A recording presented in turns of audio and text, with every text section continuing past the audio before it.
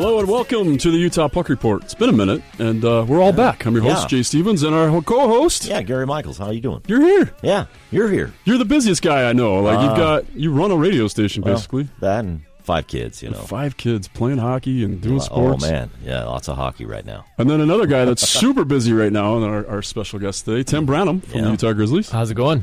We're glad to have you here. Welcome. Things are good. Good to be here. Just getting the season rolling for us. This is our second season. And how many seasons is it for you in Utah now? This will be my 7th. Wow. 7th year. Nice. And for those that don't know, 7. Tim is the head coach of the Utah Grizzlies. Pretty much call this home now. Yeah. It's the longest I've ever lived somewhere. So yeah, I guess that's probably true, That's the life of the hockey player, right? Right. You're always moving around every 6 months. This is a great place to call home. Oh, unbelievable. Yeah. All right. So, Tim, I want to talk to you, and Gary and I have been talking a lot about what's going on with the Grizzlies. We're excited for the season start. Starts this week, right? Yeah. You guys are you in town Friday, Saturday? Yes. Home. And home against Idaho. Idaho. Okay, Correct. and you had a couple preseason games, which is normal. You play Idaho in the preseason. Yep. And you saw that I did an article, and I talked about. So I had 2 articles. I don't know if you saw both of them. Uh-huh. And one of them I talked about the goaltenders that are coming in, and I went through and I looked at the depth chart, and then halfway through writing the articles on who I thought was going to be where and what goalies were, the Avalanche made a trade and brought in another goaltender, and that kind of messed up my article a little bit. And I tried to fix it. Tend to do that. White out. But as always, I mean, training camps are about opportunities for guys to prove themselves, and guys that maybe weren't number 1 on the depth chart are now number 1 on the. Correct. You've got a chance to prove yourself, and that's true for forwards as well. So you've got a ton of new guys. That was the other article I wrote. I talked about how I thought the Grizzlies were going to go deep into the playoffs again this year, or this year. I called it last year, and I called the Tampa Bay Lightning to win it all last year. And I said, I'm going with both those picks again this year. Here are my reasons. And my reasons were Tampa Bay is that they didn't panic and make a lot of crazy changes. Yeah. And I think they have the best goalie, and there's tons of depth there. And now they've got experience. And now I explained that with the Grizzlies, you guys only have so much control of your roster, but the Avalanche are super involved and want all their organization to be, from top to bottom, to be competitive and to feed each other. And I said, I predict with that involvement, with your coaching, and with what you have coming back with leadership roles, because you've got a couple strong leaders that sometimes that's rare in the East Coast League to be able to hold on to guys for a few years. Yeah. So I'm excited to find out who you've got, who's been kind of standing out, and what we can expect this season. All right. Nice. So tell us, who's scoring-wise, has somebody really surprised you so far this? Scoring-wise, we've got so much depth up front again. Very similar to our, if you looked at our playoff roster, it was very deep. However, there's guys that were injured, Yuli, Herbert, Downing. Those guys took turns being injured. And, our roster this season, very, very similar to that kind of skill level. Colorado has sent us Tim McGauley. We just got Josh Dickinson. Brandon Sajan got sent down. Another prolific scorer from the OHL. I've seen him in 2 rookie camps now with the Avalanche, and he can score goals. We've got I've signed Cole Castles, who played in the DEL last year. That's the German Elite League. Yeah. 3 years in the American League before that. We signed Griffin Molino, played for the Canucks a couple of years ago, 5 games with the Canucks, and then spent a couple of years in the American League. Was mostly with the Marlies last year, Toronto Marlies. Spent a little bit of time with the Newfoundland Growlers. We're so very, very deep up front, and you've got a Japanese kid, Yuri Torero. Really? Yeah, he probably, arguably, the most talented player on our roster as far as skill work and hands. It's crazy how good his hands are. It's unbelievable.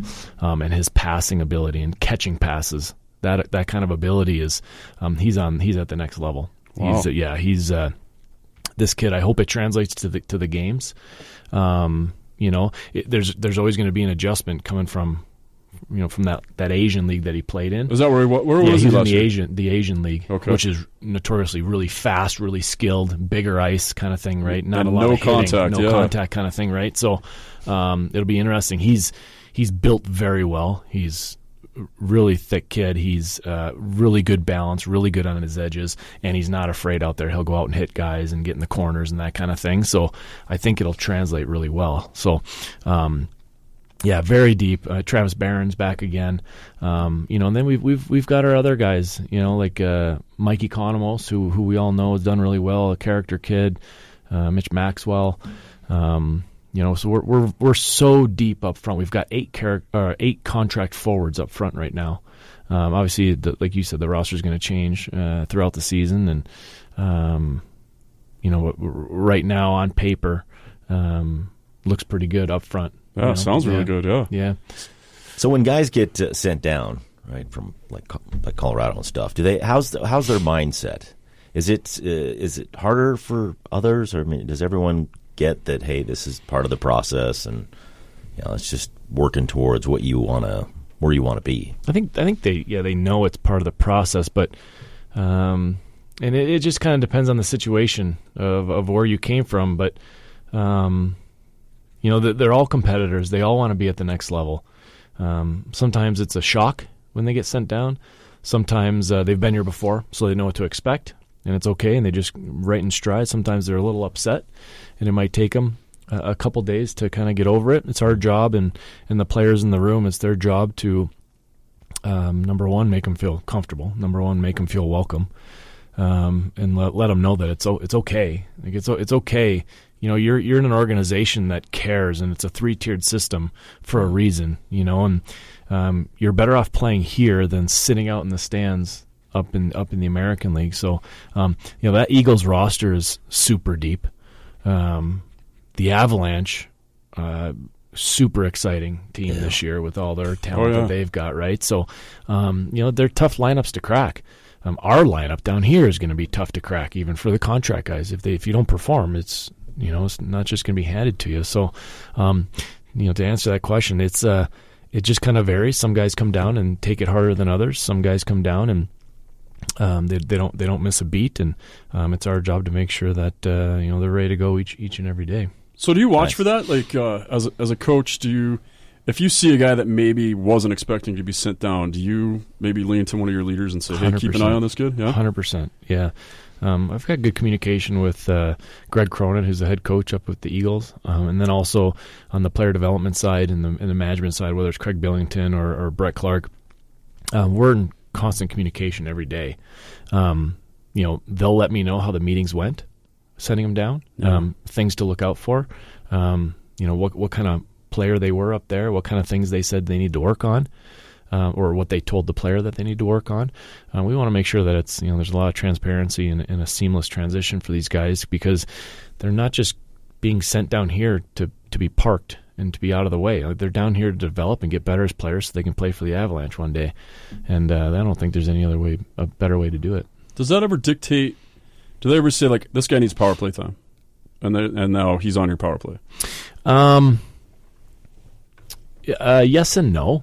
Obviously, if it's an NHL contract guy or an American League contract guy, Joe Sakic up top is going to want that player playing, right? So it's our job to there's a fine balance there, a fine line. We got to make sure we give those guys a good opportunity. It's also our duty in the summer to make sure that, and the scouting staff with the Colorado, to make sure the guys that we're signing are good players too, right? So there is an onus on us as an organization and an affiliation with Colorado to develop these players. They're not going to develop just sitting in the stands either. So right. There definitely is an onus on that. However, if as an organization, the Grizzlies, the Eagles, and the Avalanche, if we deem it's necessary that a player needs to sit to either teach him a lesson or have him regroup, or whatever, we can do that too. But that's usually an organizational decision. All right, cool. So defensively, what are we looking at this year?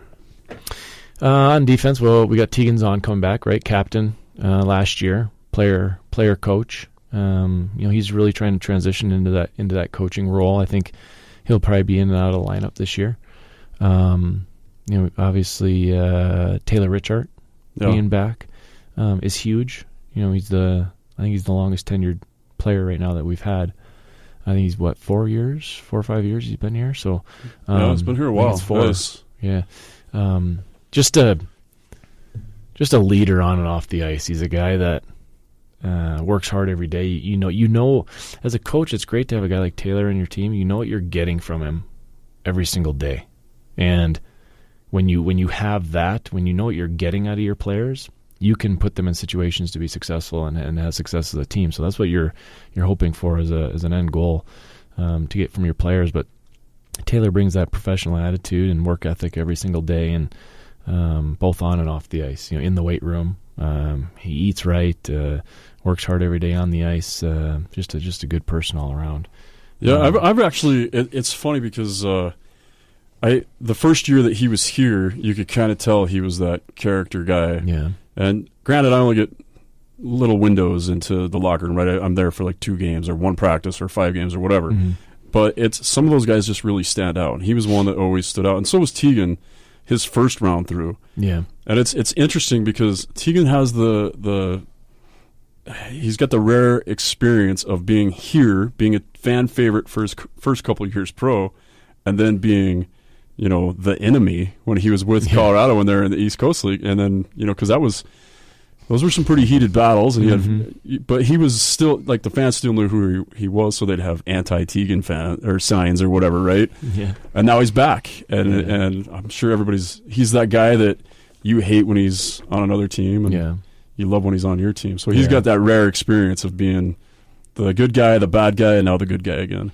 Yeah, and it's when either one of those two talk in the locker room, everyone's listening. Yeah, so they've got that presence, and that's good. You need guys like that in the room. That's nice to get. I don't know that a lot of teams will have 2 character guys like that in the locker room.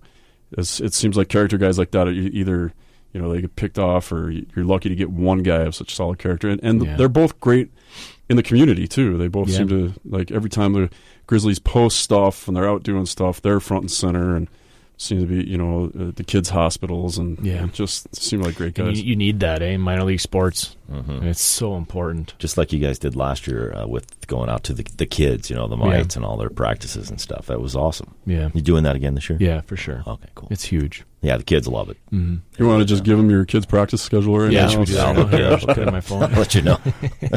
Garrett sends me pictures all the time. He's like, all right, this is the guy that's at our practice today. Which one's this? I'll be looking at the picture like, I don't recognize it. It's a terrible picture. Come on, get a better one. Oh, but that is so cool. And I can just imagine being a mite and then having some kid that you or some guy that you just watched the night before.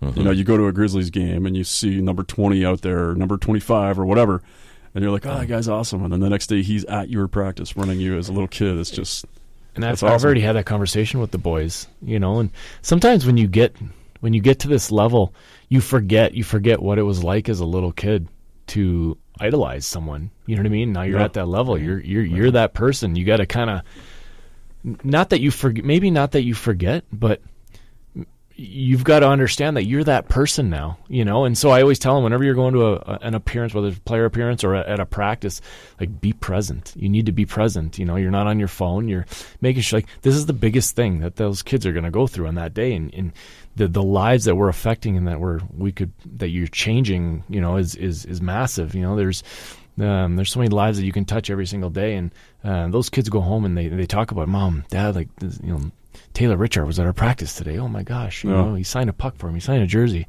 It's huge, for little kids. And the impact, it's they talk about this in the Army all the time. Is like the impact of that battle may not be noticed for a long time. Like, you'll win a battle that can ultimately win you a war. Yeah. And just as a side, like, a sign of that with hockey is way back in the day when the Eagles were, like, let's say this was like 1979 or 1980. The Golden Eagles would send players with plastic sticks into elementaries and teach kids how to play hockey or what hockey was, like for gym class. But you'd have actual Salt Lake Golden Eagles out there handing out plaques. I remember these plastic sticks that they'd hand out.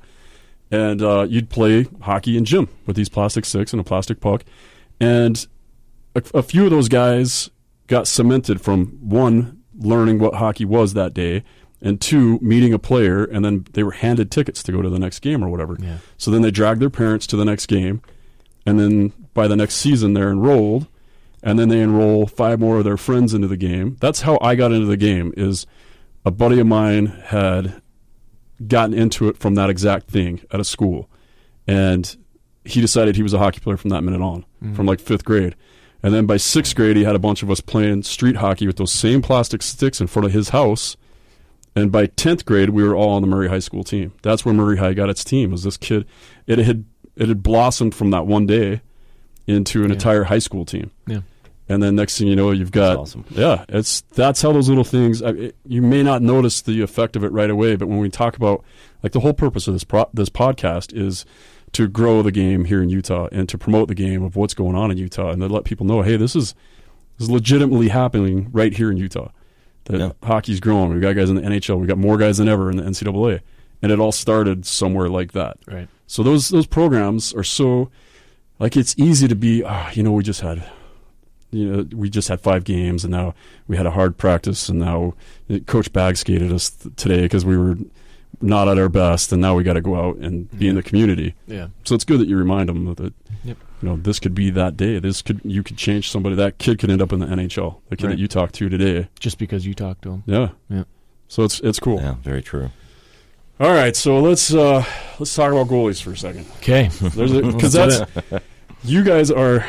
This has to be one of the best problems to have, right? Because you're not looking for a guy right now. You've got depth. You've got a lot of choices. Right. So the Avalanche make a trade, and that gives you another option, right? So who did you have in camp? So in camp we had Mason McDonald. He was sent to us from Colorado right away. I signed in the summer. I signed Jeff Smith, who played at St. Cloud. Yep. And Blake Watala, who played Division III out east. Yeah. That's St. Like I looked up that school. I don't know how to pronounce that school. Yeah. Yeah. I looked that up, and I was like, I'd never heard of that school. Yeah, he dominated Division III. I looked up his numbers. They were really awesome. Good. Yeah. So, okay, and going into it, that you have 3 guys coming to camp, but that there's still extra bodies flowing around in the top. Yeah, I mean, I knew I had 2 guys coming to camp, and then it's, you expect guys to come down from Colorado just because of how many that they have. Yeah. But again, that depends on injuries and how guys do, right? Like you were saying earlier. So, yeah, then Mason was sent down and went through, he played the first preseason game, Mason, and then the other 2 split Saturday in Boise. Yeah. So, have you ended up having to waive anybody yet? Have you released any of the goalies yet? Yeah, Blake Watala. Oh, okay. Just yesterday. All right. And now who do you... So you mentioned to me that you get Hunter Miska. Yeah. And Hunter's a name that I've known for a while as a goaltender, and it's Matt Millar So Matt Millar, just to give you a little background on this, played at NDSU Botno, where I played. And Matt's dad, Peter Millar, he's like a legend in equipment managers. He was with the LA Kings for like 30 years as their equipment guy. So, he was there when Gretzky was there, and he's been there forever and then retired. He's going into the Hall of Fame. They have an equipment manager Hall of Fame. Really? Yeah, I didn't know that either, but I was just told by Matt. Anyway, so Matt was the head coach in Dubuque, and I was talking to him because Matt's helped with my goalie camp here, indirectly and directly, with sending us lessons and other goalie coaches. And then we have also sent some of our goalies from Utah to Matt's premier goaltending in Minnesota. So Matt and I had talked, and he said, there's this phenomenal goaltender that I'm trying to sign with Dubuque. And he's like, it's Miska's kid, the mask designer. So all goalies know who Miska is because he designs goalie equipment. And they're like... So that's literally his dad? Yeah. I didn't know that. And I'm going to ask him tomorrow. Yeah. And they said, and so Matt was telling me about this kid. He said, here's the craziest thing about him. He kind of refused to play hockey. He was a late starter and really got into it at age 14. And by 16 was starting in the USHL. Wow. So he was like, And I might be getting some of the story wrong, or maybe Matt was. Sure, brought him with me. I am believing all of it, so don't worry. Sounds good to me. I'm not making any of it. Maybe I'll confirm that tomorrow. Matt could have inflated some of the story to me. Right. So I'm not like an investigative journalist where I actually went out and researched this. I just talked to Matt, and Matt told me some stuff, right? And then I knew who this kid was. And I'm like, I wonder how this will work out. Because Matt's pumped other goalies' tires with me before and told me how great these guys were. Back in the AHL days, I cannot remember the goalie's name. He was a Cornell goalie, and Matt had a hand in developing this kid too. And he's like, he's going to be the next starter. He will be the biggest deal for the Arizona Coyotes ever, because he was picked up by Arizona. And then he came to Utah and then just couldn't cut it in the A, and was done within 2 seasons, I think. And I'm like, Matt, I mean, you missed the boat on that guy. But with Hunter, he was like, this is the real deal. This is the goalie of the future. And didn't he sign with Arizona? Yeah, he signed with Arizona. He played for them a game last year. Yeah. Mm-hmm. So did he just have a 1-year deal and then he ends up with the Avalanche? I think it was 2. Okay. I think it was 2 years. Because out of school, right? It's a 2-year entry level, so, depending on the age. Okay, so he played in Dubuque in the USHL and tore it up, did really well there. Then played at Minnesota Duluth. Yeah. I think 1 or 2 years there, I forget. Yeah, and then with the Avalanche, man, is it just because Billington's always looking at goaltenders? He's always right. He should be good at finding goalies. Yeah. So now you've got Hunter Miska here with the Utah Grizzlies. Yeah. And when did he get here? He's been here a couple days now. Okay, because this was when you came in and told me this. I had no idea. Friday. We added him Sunday. Oh, okay. I think it was Sunday. All right. Monday, maybe something like that. Now, when there's a battle for this, do you notice? All right, if a guy is pretty sure he's the starter, and then all of a sudden another guy comes in, do you notice a change in the guy that thought he was a starter? Do you notice that he's yeah, first on, last off? Yeah, a lot of times you'll notice something, but honestly, like with if you're asking about Mason McDonald and his attitude, he's awesome. He's unbelievable. He works super hard in practice. He's very present. Wants to know what's going on. Very involved. I love those goalies who work hard on every shot. Yeah. You know, like you'll have goalies that won't even try in practice, and you'll have goalies that'll only try on the first shot in practice. You know, and they call those game goalies, right? The gamers, yeah. If they're good, if they're gamers, I don't know. Yeah, but. Like Aaron Dell. Aaron Dell was that way. Yeah, I know. He could be real lazy in practice, but an absolute gamer. In conversations with, and I've talked to Aaron. We've tried like 5 different times to have him on the show. And surprised he hasn't. No, I could see him doing that. I talk to him all the time, and because we're complete gear geeks, and he is probably the biggest gear geek in the NHL. Really? Yeah. Have you? I mean, he has Mike Smith's the same way, but Aaron has like 4 sets game ready right now. And he has one of the cool, like all the goalies out there know he's got a stealth mode set right now for when the Sharks wear their black jerseys. Yeah. But because I was talking to Aaron, and one of my biggest things here on the show is I talk to guys about, all right, nobody believed in you. And why is that? And what did you do to change it? And Aaron first out, he's like, I cannot practice. Yeah. He's like, I suck at practice. He told me his first year at North Dakota, he didn't even butterfly in practice. Why? Because it doesn't mean anything? Because it's not like he just doesn't want to. He said he didn't want to get hit in the head. Which, as a goalie, you butterfly, and if they're shooting top shelf and you butterfly at every shot, you're going to take a few off the mask. That's just, and it's not like guys are shooting at your helmet. You got a helmet on; it doesn't hurt, right? Exactly. It still hurts. It still rings your bell. Yeah, it does. And I don't get mad when guys because some goalies get really angry when they get smoked in the mask, but. If I'm in the butterfly and I get hit in the mask, that's my fault. If that shot's coming up high and I went low and I get smoked in the mask, that's my fault. And again, I have a mask. I pay a lot of money for a Miska mask, But so I've helped with Hunter's growth in his first the yacht he probably grew up on out of the $1,000. But so you have goalies like Aaron, and I'm probably guilty as well. But you have goalies that sometimes figure that the coaches don't even watch, and that's one of the things that I've heard goalies say too is, well, coach doesn't even watch me practice. Yeah, right. So do you notice when a guy's giving up goals? Yeah. Now, here's the thing, though, in the defense to that, like the first week, maybe or for at least the first few days of training camp, when you don't know anybody on the ice, like you know their names and you've talked to them, but you don't know a lot of them what they look like on the ice, and you're trying to figure that out. Maybe I'm not paying close attention to the goalies, but like I know everybody now on the ice. I know their tendencies. I know if they're not working hard. I know like you know them by now, and you're paying a lot more attention to the goalies. Now that's the head coach. Assistant coach who's not running the practice all the time. Yeah, they can just kind of look at everything, you know. But the head coach, when you're trying to figure out, you know, how the drill's going, should we tweak it, you know, that kind of thing. You're managing the drill.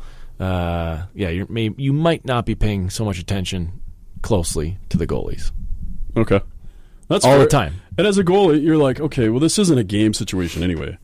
Like, that's another one of the arguments, right? Like, I'm taking shots, but how many times in my life am I going to take, like, if you're working on a certain drill off a certain face-off circle, how many times am I going to take this exact shot over and over again? So, yeah, I'm gonna do it, and I'm going to maybe instead of focusing on that shot, I'm focusing on my movement. And correct. So goalies will tweak a drill for themselves so that it more makes sense to them as development instead of just stopping that shot. I know that sounds kind of weird, but we have to teach goalies that a lot in goalie camp. Is like, hey, I get like maybe the shooter isn't shooting where we want him to shoot anyway to teach you this movement, but the repetition of the movement is the important part of the goaltender, so that this part's muscle memory. Right, exactly. More important than stopping the shot on this drill. Yeah. So, and I know some goalies will tweak that. No, but then for a guy like me, I'm good for about the first 5 minutes of a drill, and then I'm old. Yeah. So I'll stay down in the butterfly and just push around, try to stop shots, and especially at that level, and especially with, I remember one of your first practices, like you're like, hey, we're going to skate for like 45 minutes. And then like an hour. And so I kind of gauged myself for 45 minutes. And then at the hour 15 mark. How do you do that? Hey, I'm done. At 20 years, I got it down. But so I was planned for 45 minutes. So I'm like, all right, at the 40-minute mark, I'm really going to push hard. And then something had happened where you decided we were going to go for like an hour 15. So at about the hour mark, I'm starting to look down a tunnel because we had just done this drill, and I'm like, I'm going to pass out. The Grizzlies' new coach is here, and I'm going to pass out in front of him because I'm too old to keep going for an hour and 15 at this pace. But anyway, so getting off track there.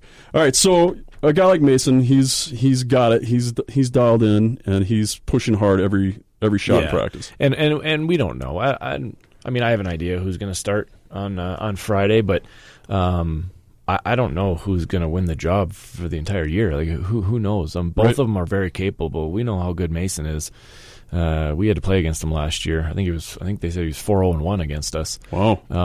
But I'm telling you, he's the only reason that team was in games against us. And what team is that? Kansas City. He was in Kansas City last year. And he stood on his head against us. He's good. He played really well in that first game on Friday. And he wants it. He played World Juniors, right? Yeah. Like for Canada. He's a good goaltender. He's a big kid, tall, long legs. So I mean, I've got 1A and 1A that I can choose from. So it's pretty lucky. Again, that's what a spot to be in. Just, do you ever think because there are teams that go every other night? Yeah, have it's a goalie rotation like pitchers. Yeah. Nah, I mean if a goalie gets hot, I'm probably going to go with them. Obviously, I don't want another guy sitting there too long. Right. But if you got the hot hand, you're probably going to get the nod. Yeah. You carrying 3 goalies this year? Yeah, we have to. Okay. The Avalanche. The Avs want us to carry 3. Yeah, it's really hard on the e-bug. You know, it's really hard on the e-bug. It's really hard on the number 3 too. Yeah, I'm sure it is because the kid you had last year, he played 1 game. Well, not for us though. Well. Oh gosh, I just forgot both their names. All of a sudden, I'm going back. I went back 2 years. I've got Eric Levine coming up, but it was he was at Ohio State. Okay, so anyway, what happened with him was he came in, and then a month in, he was doing a drill in practice, doing rebound of all drills. Yeah, and he opened up to make the save like this, like sprawling. Yeah, and broke his. Sorry, I probably lost the microphone there. But opened up his hand like this to make the save. And broke his hand. Yeah. So then he was out for 2 months. Oh man. While he was out, we needed him. Yeah. You know. I remember that. And then it came time. Like he came back, and then he's probably there for another few weeks, and then was saying, like, I don't really want to sit here anymore. Yeah. I mean, you don't blame him, and I tell the number 3 all the time, like, I don't know what's going to happen to the regular season. I don't know if there's going to be no injuries, no call-ups. Who knows? But if you buy your time, you're probably going to get in the net. If he hadn't broke his hand, right, he would have played 10, 15 games that year. Because you had, I mean, you were expected to have Kanata play the majority of the games. Yeah. And he ended up with Colorado a lot of. Yeah, a little bit. He would get called up. And then play, but he'd get called up. And Carr played really well. But I remember because there was I ended up with a game last year, which I did not expect. Because our guy broke his. Yeah, because he had a broken hand and just a weird. But that's what happens with goalies. That's why they make you carry 3, right? Yeah. Because otherwise you're going to be using an e-bug 5 to 10 games a year. Was there any thought of carrying a local guy as your third? Or do you have to carry a local old guy? No. I'm this time I'm not even just trying to deal for myself here. No, but really, I mean, you've got guys that have played at the U or at Weber State or whatever. You've got guys. Like, the way I'm thinking in the summer when I'm trying to sign that third, you got to find the right guy. You got to find a guy that's capable of playing, could play quite a few games, but willing to sit there. Yeah. And buy their time. Honestly, I don't remember any guys that came across my desk though, local. And I'm, it's a tough jump from like either club hockey. Right. Club hockey to that's a tough jump. Yeah, and I don't think a lot of people understand goaltenders. That. Yeah, goaltenders, that'd be super hard. For D, it's not quite as hard as a goalie, and then for forwards, you might be able to get away with it as long as you can skate well enough and you can work hard enough. You can blend in the game. We've had a couple guys be third or fourth line guys that have come out of. Yeah, that's a little bit easier. Yeah, and a defenseman, you make a mistake, there's a scoring chance. Goalie, you make a mistake, it's in the back of your net. You know, so it increases there the intensity there. Right, because as a D, if you make a mistake, maybe your goalie picks it up. Yeah, right. But as a goaltender, it just doesn't happen. You look dumb. Yeah, that was my biggest fear when I got put in. It's like, oh man, am I going to just look bad after this? But now you're just a legend. Yeah. Yep. Never been got a perfect record. I got so lucky, man. I got so lucky. Backdoor save on Mishak. Backdoor, power play. He told, 5-on-3, wide open backdoor. I got across.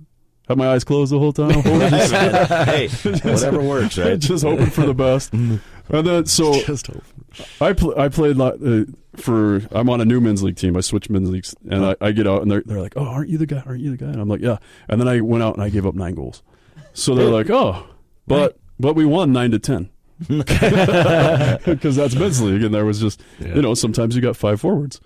Yeah. But all right. And speaking of local guys that get out there, and you had you had at least one local guy, CJ Stubbs. Is that all you brought to camp this year? Yes. Okay. And he made it did he play preseason? He did. 1 game. Nice. At home. Started. Nice. So we're getting there. I mean, we've had local guys. CJ can play at this level. Yeah? Yeah, I released him Sunday morning. But he can play at this level. He's a good player. Yeah. I mean, the problem with our team, especially at the forward position, we literally have 8 contract forwards. And then you mix in the other ones. You can only carry so many. So he can play, but we don't have enough space on the roster, so might as well, release him, have him go down to the SPHL and play some games. Yeah. Kind of like our contract guys that we have. Is that what he did? Did he go to the SP? I believe he's going to the SP, yeah. Okay. I was just worried that he came back to men's league. Don't do it. No. All right. So, that's cool. So now we've kind of got an idea of what's going on. Who else is going to be really strong this year in our division? I think Allen will be good, to be honest. They weren't good last year, but they've signed some pretty good players. And why do they seem to be an every other year club? Have you noticed that with them? Like, they'll win the championship and then not be good, and then... Yeah, I'm not sure. It's a good question. I mean, I guess if we knew that, we'd know how... I wish they were bad every year. Yeah. That'd be great. Tulsa's got, like, the same team. So you know they'll be strong. Idaho's got the same team. Different coach, but the same team. So I didn't realize Idaho replaced their coach. Yeah, well, he went up to the American League. Oh, okay. He with their affiliate with Texas, he got the assistant job. So who's their coach this year? Everett Sheen. He was their assistant. Oh, okay. All right. Mm-hmm. And Scott Burt's the assistant now. Oh, no way. Yeah. I love Scott Burt. He's a good dude. Yeah, he played here. Yeah, he was an Idaho dude. Mm-hmm. Is he a University of Maine guy? Maybe you don't remember. I don't know. I think he was a University of Maine guy, and then Idaho, and then Utah. And he was good. Yeah, they retired his jersey. Oh, really? Scott Burt, yeah. Yeah, cool. Yeah, that is cool. Idaho's a cool little place, man, and they really do remember those players that won those championships with them. And I'm hoping when we start getting some championships in here that the Grizzlies do the same, put some more jerseys in the rafters this year. Yeah, or soon. Kanaswich would be a good one. He deserves to be up there. All-time leading scorer. Hands down. Played a ton. We have a couple guys. Kanaswich, Raycroft. There's a few guys that they played a long time here and I agree. Did a lot and should have their jersey in the stands. But cool. All right. Well, I'm really looking forward to this season. Yeah, me too, man. And I'm looking. I love watching the goalie battles, and at 46 now. Yeah, 46. I'm hoping to get. I'm hoping to get one more year. Hoping to get one more. Like if I get one game this year, that's 20 consecutive years that I've had backed up. No pressure for me. Yeah, way to throw that out there. Well, there's a sick brag. There's a reason I said that. No. Yeah. Perfect timing. Yeah. Well, that could just be in the league. It doesn't matter. But anyway, it's the 50th anniversary puck and the 20th anniversary for you. Yeah. Look at that. They should have a 20th anniversary Jay Stevens puck. No, I'm just kidding. Bobblehead. Yeah. I've always Can wanted you imagine that? Your Jay Stevens bobblehead sitting on your desk. Knock it off. 11 You just hear you throwing it against the wall. 11 people would know who that was. Well, that's very cool. Tim, I can't thank you enough for coming out, and we're really excited about this season. Gary, do you have anything else? Thanks for being here. We're looking forward to the season, and man, everybody get out and support the Grizzlies this year. For sure. All right, and as always, tickets are available. Season tickets are available. UtahGrizz.com, and it's your Facebook page is more active now. You've got. It seems like you Instagram. Instagram. It seems like you guys have we've really got a guy got it going. that's super creative. Yeah, that's important. Really good. His name's Drew. I can't give him enough props. He's unbelievable. Yeah. Wait till you see some of this stuff that we throw out there for the home opener and stuff like that. He's at the next level, that guy. I'm excited about it. And he's former military. Oh, is he? Sir, I don't want to get my stats wrong here, but yeah, he served in Afghanistan and stuff like that. He's unbelievable guy. Very cool. Well, we'll have to have him in and talk to him too. One of the things he did on our website too is you can go online and choose, I think, add to phone, the calendar. Like you go on look at the schedule, you can add it, and then boom, it's just instantly in your phone. Yeah. All the games. I just did that for my men's league thing too. That's so awesome that you can just automatically I don't know do how that. they do that, but it's unreal. Yeah, that is nice. I am definitely going to do that because I plan on going to the majority of the games this year, and that's what's cool about hosting a podcast is now I'm like I can tell my wife, like I was saying last week on the podcast, I'm like I got to go to work. Like I got to do the research, right? I'm going to the Grizzlies game, so it's not just that I'm going to the Grizzlies game anymore. I've got an excuse. Yeah. Carrying the notepad, pen, make sure it looks legit. Scout in the stands. That's a good idea. Clipboard. Yeah. Clipboard. Because then I look like I belong there. Because, I mean, there were years that I wouldn't miss a game. And I think every hockey fan's that way. We just love to come out and watch it. And you guys have the product that you're putting out now compared to the product that was there probably when you first got here. For sure. It's better. The level of play has definitely increased in this league. And I think it's only getting better, and you have so many drafted guys and so many guys that have a potential future in the NHL. Where it used to just be one or two guys, like a goalie here or there, like Aaron Dell came in, but now I mean you've got some legitimate talent and some exciting players, and man, I'm just excited for it. Yeah, me too. Okay, well, if you like what you've heard here, and you want, obviously go to UtahGrizzlies.com, buy some tickets, come check out a game. Find Gary and I will be up there with clipboards. We won't have anything written down. No. Beverage. Pretzel. If you want to hear more podcasts, just text the word puck to 57500 or go to KSLSports.com. We have articles on there. We've written articles, and we're covering hockey way more on KSLSports.com. There's also the podcast thing where you just click podcast, and you have all of our sports podcasts, and you can find the Utah Puck Report right there. And that's really it. Tim, thanks so much for coming out. Thanks for having me. Good luck this season. Yeah, I hope you'll be in a few times this year so we can catch up on the Utah Grizzlies. Let's do it. All right, and that's it for the Utah Puck Report.